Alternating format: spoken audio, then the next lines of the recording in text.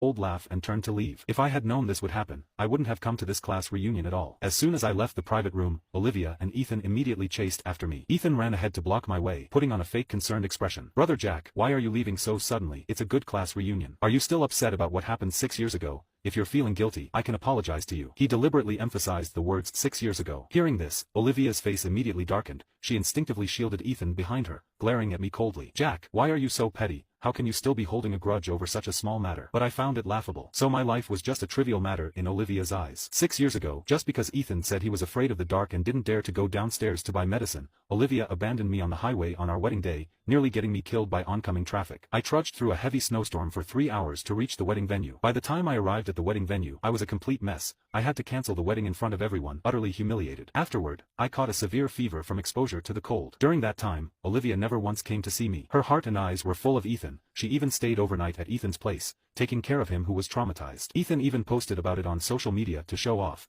making me the laughingstock of everyone. That was the 99th time Olivia had abandoned me for Ethan. Because of that, my heart completely died. I accepted a job transfer and left for the States, staying away for 6 years. I knew Ethan was deliberately trying to provoke me by bringing up old wounds. In the past, I would have definitely blown up in anger. Unfortunately for him, this time, he was going to be disappointed. Thinking of this, I calmly replied, "There's nothing to be angry about. After all, Olivia and I ended things 6 years ago. Besides, I'm doing very well now." But Ethan was convinced I was angry. He continued his act, explaining in a pretentious manner. "Brother Jack, don't misunderstand. My engagement to Olivia is just for show, just to appease my relatives back home. If you're really bothered by it, I can cancel the engagement party." Before he could finish, Olivia had already interrupted him. "No way, Ethan." I found it amusing. So Olivia did know that canceling a wedding at the last minute was embarrassing. Then why didn't she think about how embarrassing it would be for me back then? She knew that a runaway bride would make me lose face and feel awkward, yet she still chose to abandon me for Ethan, leaving me to face a room full of guests alone, humiliating me. Here, sensing my disgusted gaze, Olivia faltered for a moment, unconsciously biting her lip before quickly softening her tone to explain to me. "Jack, Ethan needs me. I can't just ignore him." Ethan also played the good guy, taking off his engagement ring and handing it to me with fake sincerity. "Brother Jack, this ring originally belonged to you. Now that you're back, I should naturally return it to its rightful owner." He was pretending to be noble on the surface, but in reality, he was just taking the opportunity to show off. Olivia, looking at the familiar ring, couldn't help but curl her lips into a smug smile. "Jack, remember, I had this ring specially designed for you back then." It was true that Olivia had the ring designed for me, but I had never worn it. Just because Ethan said he liked it, she unhesitatingly gave him the ring that was specially customized for me. He had been wearing it ever since. I let out a cold sneer and threw the diamond ring into a nearby trash can. "I don't want something that someone else has worn." With that, I turned to leave, not bothering to waste any more words. Seeing that I was about to leave, Olivia's eyes flickered. She quickly ran up and grabbed my hand. "Jack, stop right there." As she grabbed me, she was unexpectedly pricked by something.